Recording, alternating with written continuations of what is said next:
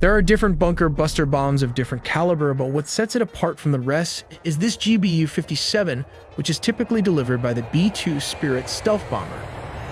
Due to the bomb's large size and weight, the aircraft can carry only 2 of these weapons in its bomb bay compartments. While it lacks thrusters, the weapon is equipped with 4 active lattice fins and a precision guidance system that enables it to glide accurately to its target using military-grade GPS. Constructed from a specially designed high-performance steel alloy, using its weight when falling under gravity to penetrate or dig itself up to 200 feet of underground soil or concrete. We'll also look into the difference between the massive ordnance penetrator and the mother of all bombs with step-by-step process of how they work, all in the video ahead. To give you an idea of the varying levels of penetration capability among different bunker buster bombs, let's compare a few examples. First, we have the BLU-109, also pronounced Blue. It is a 2,000-pound or bomb developed in the 1970s. This weapon is capable of penetrating approximately 1.8 meters or about 5 feet of reinforced concrete. Next, we move on to the GBU-28, which is equipped with a laser-guided system at its front. This bomb can penetrate to a depth of nearly 6 meters, equivalent to roughly 20 feet, which is as tall as a 2-story building. However, neither of these compares to the massive capabilities of the GBU-57, also known as the Massive Ordnance Penetrator. It can penetrate over 60 meters into the ground, around 200 feet. To put that in perspective, this depth is comparable to the height of a 20-story building, depending on the floor heights. These examples demonstrate the significant advancements and differences in penetration levels among these specialized weapons. Let's put an average human here against this weapon, which is 20.5 feet long, giving it a streamlined, aerodynamic shape that is crucial for stability and precision. With a diameter of 31.5 inches and weighing an incredible 30,000 pounds, translating to approximately 14,000 kilograms, it utilizes its massive weight to generate the kinetic energy required for deep penetration. This heavy, compact design enables it to break through over 200 feet of reinforced concrete, making it one of the most effective bunker-busting munitions in the world. Let's take a look at the parts of this weapon. The most important part is the body casing, made of hardened ferrocobalt alloy to withstand impact. Interestingly, the body comprises more than 80% of the bomb's total weight. Inside this cover, you will find the following components. At the front is the nose fuse well, all of which are joined by a fuse conduit. Sandwiched within this rod is the explosive-filled 5,000-pound warhead, which translates to approximately 2,267 kilograms. This conduit then connects to a tail fuse, which, interestingly, is the main detonator and is crucial for delayed action. Moving to the back, nestled inside the tail, we discover the intricacies of its guidance system.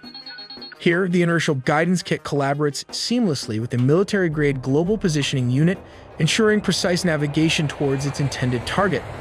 Alongside these components, one can find the adapter ring, which facilitates the attachment of the telemetry antenna, crucial for transmitting data, as well as the encryption key battery, which safeguards sensitive information. Venturing deeper into its structure, we encounter the thermal batteries, vital for powering the system, and the composite fins, strategically positioned to aid in directing the missile towards its objective. These fins, meticulously controlled by internal gears, maneuver with precision, responding to commands to adjust the trajectory accurately. Let's take a look at the smaller bunker buster and how it works. It has a laser sensor at the front, and just behind that are adjustable fins. In the midsection, there is a warhead that weighs approximately 650 pounds, containing tritonal explosive. This is a mixture of 80% TNT and 20% aluminum powder. Finally, we have the retractable fins at the rear. To give you a better sense of its size, comparing it to a person can be helpful. The casing has a length of approximately 19 feet long, which translates to around 5 meters. This section is made of an artillery barrel, which is very strong, and has a diameter of 14.5 inches, which translates to around 37 centimeters, making it relatively narrow. They intentionally made the smaller cross-sectional area. This means the bomb displaces less material, whether earth or concrete, as it penetrates layers of reinforced bunkers or building. The smaller cross-section allows it to enter deep into buildings, potentially avoiding steel and concrete. Let's move back to the MOP and its cost factor. The development cost of the GBU-57 is estimated to be between $400 and $500 million, with its production price per unit around $3.5 million. Meanwhile, the GBU-28, a 4,000-pound bomb, costs approximately $100,000 to $150,000 per unit, while the per-unit cost of the BLU-109 is approximately $25,000 to $84,000 for each JDAM kit. Let's take a look at how this works. Step 1. The bomb deployment platform. As previously mentioned, a B-2 stealth bomber flies at a very high altitude. When the aircraft reaches the designated location and the conditions are optimal, it releases the weapon. The bomb is designed for precision, and the deployment height plays a crucial role in its trajectory and effectiveness. Then Step 2 comes the targeting precision. The bomb is outfitted with advanced guidance technology, including GPS and inertial navigation systems, which are military-grade satellites. Then comes Step 3, that is adjusting the trajectory. The guidance information and data is then transmitted to the bomb's 4-lattice motors fins located at the rear. These fins can move and adjust in real time, allowing the bomb to correct its course as it descends under the force of gravity. These adjustments are essential because the weapon does not have thrusters to change its trajectory. Instead, it relies on the movement of these fins and the high-altitude drop to control its flight path.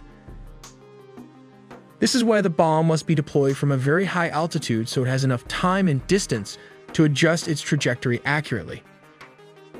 Here comes the most difficult part, that is Step 4, impact and penetration. The bomb, known as the Massive Ordnance Penetrator, weighs approximately 30,000 pounds, which is around 14,000 kilograms. When it reaches its target, it strikes with immense force, designed to penetrate deep into hardened structures, such as bunkers. The energy upon impact allows the bomb to bury itself over 200 feet into reinforced concrete, ensuring it delivers its payload precisely where it is intended for maximum effect.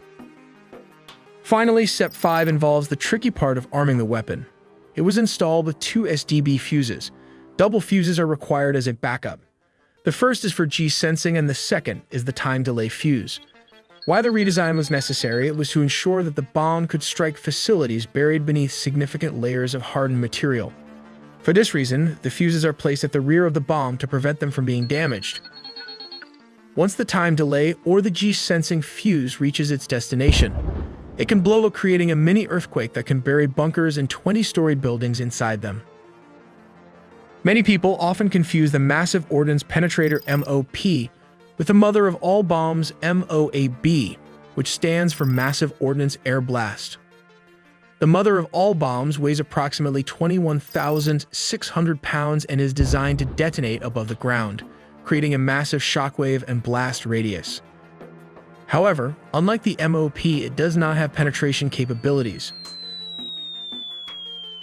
This MOP is capable of digging up to 200 feet underground before exploding, while the Massive Ordnance Penetrator can be deployed from bombers such as the B-2 Spirit aircraft.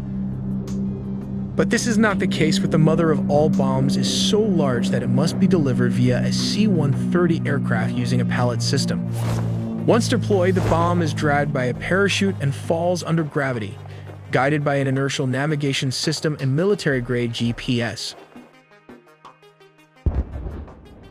On April 13, the U.S. dropped one of its largest non-nuclear bombs on a tunnel complex in eastern Afghanistan. When it detonated, the blast sucked all the oxygen out of the caves. We make original videos from scratch, so please do subscribe and hit the notification bell for more videos.